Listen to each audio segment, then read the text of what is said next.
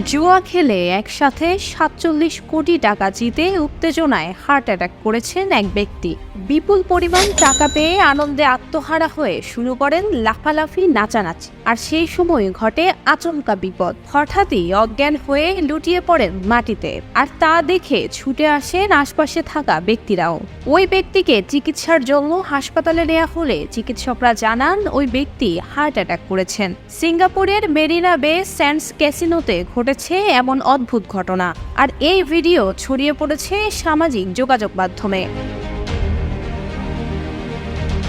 ভিডিওতে দেখা যায় এক ব্যক্তিকে ঘিরে রেখেছেন অনেকে। তাদের অনেককে দৃশ্যত আতঙ্কিত মনে হচ্ছিল। ক্যাসিনোর কর্মী এবং ঘিরে থাকা মানুষদের কাছে সাহায্য চাচ্ছেন ওই ব্যক্তির সঙ্গে থাকা এক নারী।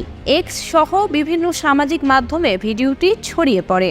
এক্স হ্যান্ডেলে গিগি ট্রাফিক নামে এক ব্যক্তি ভিডিওটি শেয়ার করে ক্যাপশনে লেখেন, ক্যাসিনোতে $40 লাখ জেতার পর এক ব্যক্তি হার্ট অ্যাটাকে মারা গেছেন। তবে সংশ্লিষ্টরা জানান অচেতন হওয়ার পর ওই ব্যক্তিকে হাসপাতালে নেওয়া হয়েছে এবং তিনি সেরেও উঠেছেন।